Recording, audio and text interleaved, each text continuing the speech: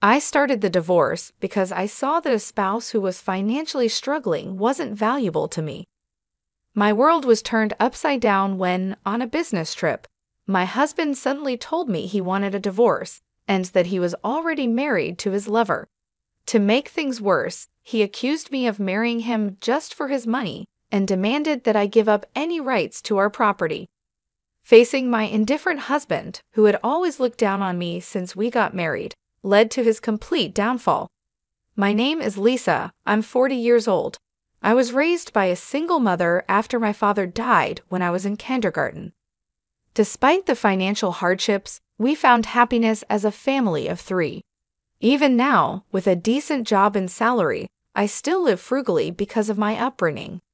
I married Larry, a wealthy man I met through a friend. I was drawn to his kindness and the new possibilities he introduced to me. After we got married, our different views on money and gender roles became clear. Larry imagined a traditional home where I would stay at home, but I was committed to my career and staying financially independent. Before we married, Larry suggested I become a housewife, assuming I would accept traditional roles. However, I made it clear I wanted to keep working until we had kids, pointing out the financial advantages. I managed to convince him, but the reality of balancing work and home responsibilities was hard. Even though I worked full-time, I still had to do all the house chores, leaving us little time together. Meanwhile, Larry, sticking to a traditional husband's role, did nothing at home. He just enjoyed his dinner and relaxed when he got home. Trying to balance work and home life strained our relationship and made me wonder if this was really what marriage was supposed to be like. I was afraid to tell Larry how unhappy I was because I thought he might make me quit my job, even though he didn't help at home.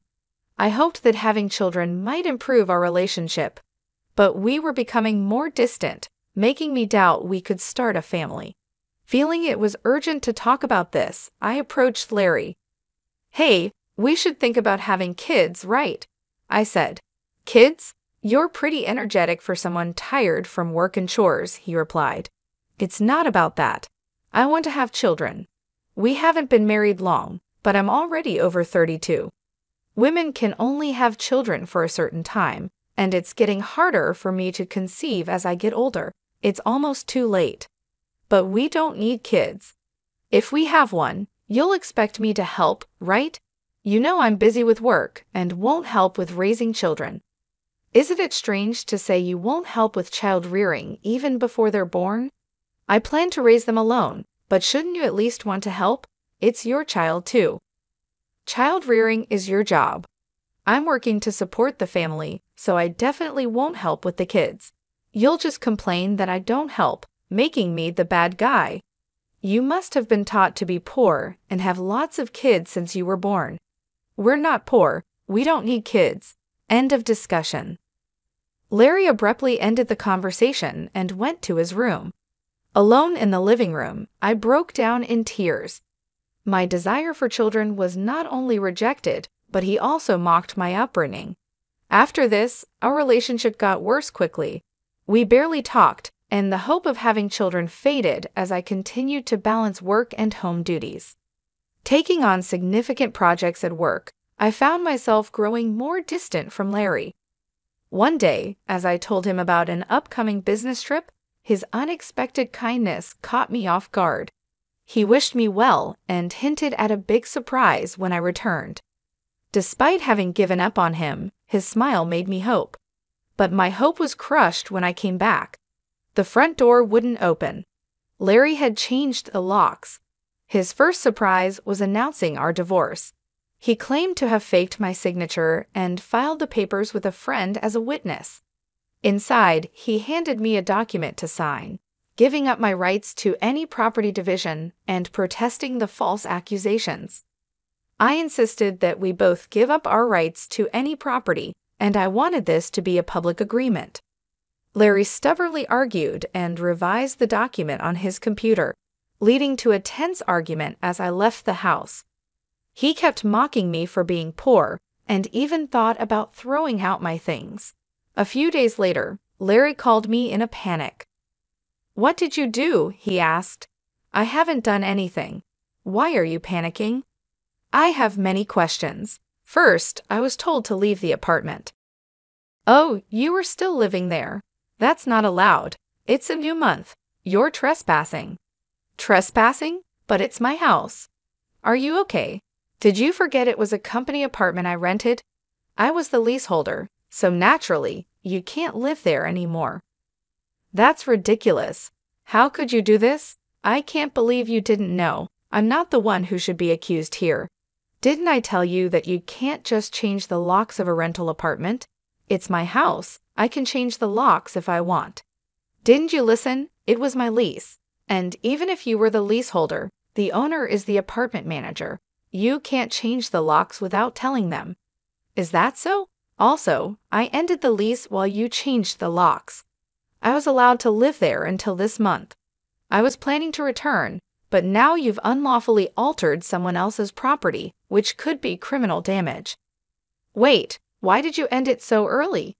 Criminal damage? Is that why the police are at the front door now? I'm too scared to open it. Don't worry, it's probably not for trespassing or criminal damage. It's better to talk to them. Why do I know about the police? Because I reported you for filing the divorce papers yourself. It looks like you've committed crimes like forgery and fraudulent use of a document. Divorce papers can be filed by one person, but only with mutual agreement and personal signatures. Since you forged my signature and the witness, it's clearly a crime. Larry seemed unaware of his guilt. So, the divorce papers you submitted are invalid, and your marriage with Laura can't happen either. How do you know about Laura? Did you think I knew nothing? I hired a private detective agency to investigate your affair with Laura. It was a busy time at work, and coordinating with the agency was tough. Plus, you even held a grand wedding ceremony. While I was supposedly on a business trip, I actually took time off work to do some research and prepare documents because I knew about Larry bringing Laura home. It would have been impossible to gather this evidence while working. After I told Larry everything, he was speechless and seemed quite upset, even over the phone. Then he pleaded with me, "Please don't tell Laura I'm divorced." Why would I? There's no such fact to tell. Really, thank you. Are you misunderstanding something? When did you become divorced? That fake divorce paper is invalid, remember? So legally, you're still my husband, not divorced. What? So since you cheated while still legally my husband, Laura needs to pay compensation. I sent the demand for compensation to her house yesterday by express delivery. She didn't know you were married, right? Then I can't withdraw the claim at this point. I knew Laura believed Larry was single, but I deliberately sent the compensation demand. Laura hasn't contacted me yet, so maybe she hasn't received the letter. It should arrive soon. Should you be on the phone with me when you also have to deal with the police? You're busy. I'll ignore the police. I won't be arrested. I'm going to Laura's house now to get the letter back before she or her family can accept it. He then hung up and probably went straight to Laura's house to wait for the postman at the front door. I knew it would be futile because the letter was sent as registered mail to Laura only. Even if he waited for the postman, he couldn't receive it. A few hours later, a disheartened Larry called me. According to him, there was an incident when the postman arrived.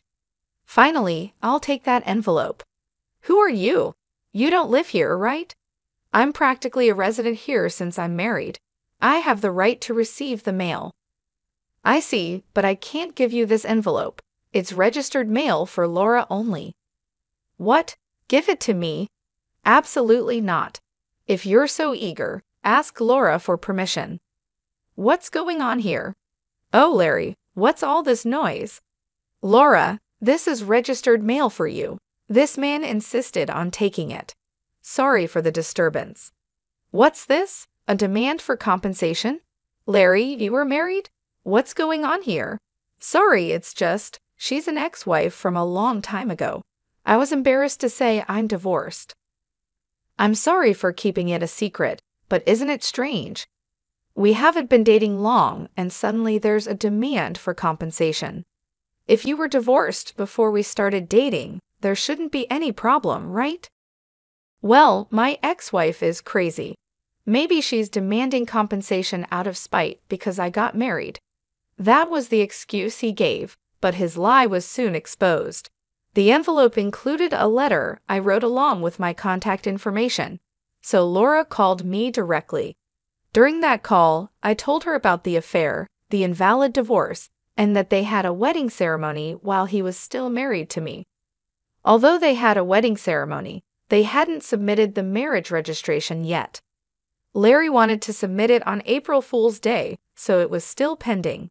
He probably delayed submitting the marriage registration because he was unsure whether the divorce was finalized.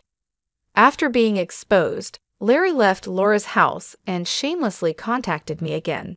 I still had something to tell him, so we agreed to meet at a nearby cafe. As soon as I arrived, Larry said, "Lisa, please withdraw the compensation claim. Let's pretend we've been separated for a long time and officially divorced now. I can apologize to Laura for being secretly divorced and maybe cover it up. Do you think I'm desperate to stay married to you? I was going to file for divorce anyway, but since you cheated, you'll pay compensation." "Just trying to extort money from me, huh? Typical of the poor. You have such a poor heart," he said. "You're talking nonsense. Depending on my answer, everything can change. There's still an option where we don't divorce if I say no. You can't reject it, meaning you can't marry Laura and your marital status will be exposed." "Fine, I'll pay the compensation. Just divorce me now. Sign here." Then, about property division. "Property division? How much more do you want to take from me? Compensation should be enough. Remember we agreed to waive property division, right? So let's make it official." "All right, you're not as bad as I thought. Thank you." We then went to a public notary, made a public document for compensation and property division, and then to the city hall to submit the divorce papers, finalizing our divorce. Relieved, I exchanged final words with Larry. "Glad we don't have to divide property." "What are you saying? I'm the one who benefits from that. By the way, do you even have assets after paying me compensation?" "Laura will also claim damages. She mentioned charging you for the wedding expenses." "That's impossible. I'm marrying Laura. She can't claim that we're divorced now, so there should be no problem." "Still living in a fantasy, huh? You committed marriage fraud. You had a wedding while still married. Do you think Laura still believes you?" "Marriage fraud. That's ridiculous. Laura will believe me." "Believe that if you want. I heard from Laura directly. Also, weren't the guests at your wedding paid actors? You still owe them, you know." "You know about that. I haven't paid them yet. What does it matter to you? You could have just taken property division and been better off." "That's what I wanted to tell you. Even if we had divided property, you would have benefited more." "What are you talking about, poor woman? Your family is poor and you only make $230,000 a year, right? Even if you got a raise, it would be barely $30,000. You don't have any property." "You keep calling me poor, so I thought you might be mistaken. Yes, my salary is indeed $145,000, but you know I work for a foreign company, right? It seems you have no interest in me, but I became a director of the American branch. It's not $145,000 per year, but per month.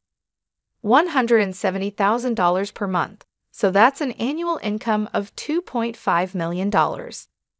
You're still bad with numbers. How do you manage to keep a job? It's $2.5 million a year. $2.5 million? That can't be true. Of course, I haven't had the chance to spend such an amount, so I've been saving it for the future. The savings from before our marriage aren't part of the property division, but there's still a considerable amount since our marriage. So I could have received half of that in the property division. You were my wife after all. I'll get the divorce papers corrected. Are you okay? After all the contempt, you think I'd gladly undo the divorce if you have that much money? You don't need to claim compensation, right? It's just a small amount for you. He who laughs at 1 cent will weep for 1 cent. This compensation is for the mental anguish you caused me. I'd like to claim more, honestly. And since we've made it official, make sure to pay it, even in installments. I'll be penniless. Also, don't go back to that apartment. Your belongings should have been moved to your parents' house by now. You thought I had few belongings, but that was because I had already moved most of them. Were you that indifferent to me? I can have so little, so I have to go back to my parents' house. They don't know anything yet, do they? Let me explain. Don't say anything. I already told them everything. It's only fair to explain why we're divorcing.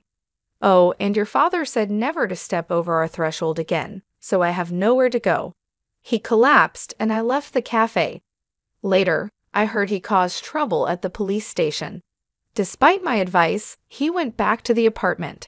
He just sat there aimlessly in the empty apartment until the manager called the police, and he was taken away. I'm not sure if it was for obstructing public duties, trespassing, or the falsified divorce papers. Eventually, his parents took responsibility for him. After talking with me and learning about Laura, they decided that apologizing and paying damages to Laura's family came first. They went to Laura's house to apologize, kneeling in front of her family. They settled everything without pressing charges for marriage fraud, even paying for the wedding expenses. I had expected them to sue, so it was disappointing they didn't. I decided to pursue legal action against him for forging the divorce papers. Larry offered a settlement, but I didn't withdraw the lawsuit. I didn't want him to think everything could be solved with money. I wanted him to be convicted and understand the gravity of his actions, even if it cost time and money. I left everything to my lawyer, so it wasn't too burdensome for me. Even though it took time, Larry, exposed for his actions and the marriage fraud, couldn't stay at his company anymore.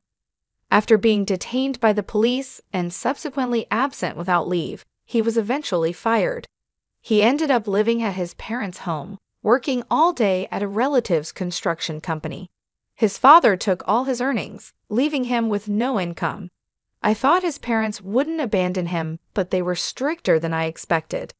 They paid my compensation and Laura's compensation, planning to make him work hard until he repaid everything. He lived in a shed-like place with no electricity, receiving only $10 per day for food, deducted from his salary. They planned to kick him out once he'd repaid everything, a harsh fate. After years of hard work, I was offered a position at the head office abroad, so I moved overseas after the divorce was finalized. I worried that Larry might come to me for help or harbor resentment, but moving abroad alleviated those concerns. Initially, I thought work would be my sole companion for a while, but life took an unexpected turn. I soon found myself in a new relationship. I am now dating a foreign executive at our head office. Things have progressed quickly and I'm pregnant with plans to marry soon. I shared everything about my past and my ex-husband with him, and he's been incredibly understanding and supportive. We've discussed our future together in depth. I'll be taking maternity leave soon, and we've planned for me to return to work afterward. He's enthusiastic about taking paternity leave and embracing the role of an active co-parent, which showcases a refreshing cultural perspective compared to what I experienced previously. My past experiences with my ex-husband were challenging, but now I finally feel like I'm on the path to true happiness. I am gaining confidence each day and moving closer to building the happy family I've always dreamed of. The journey here taught me a lot about resilience and the complexity of relationships. Many people endure suffering due to selfish partners, and while divorce isn't always the preferred solution, enduring in silence is certainly not a virtue. It's crucial to recognize that open and honest discussions can pave the way to meaningful resolutions. In some cases, divorce turns out to be a necessary decision for personal growth and well-being. This chapter of my life has reinforced that belief, helping me move forward with a new sense of purpose and hope for the future.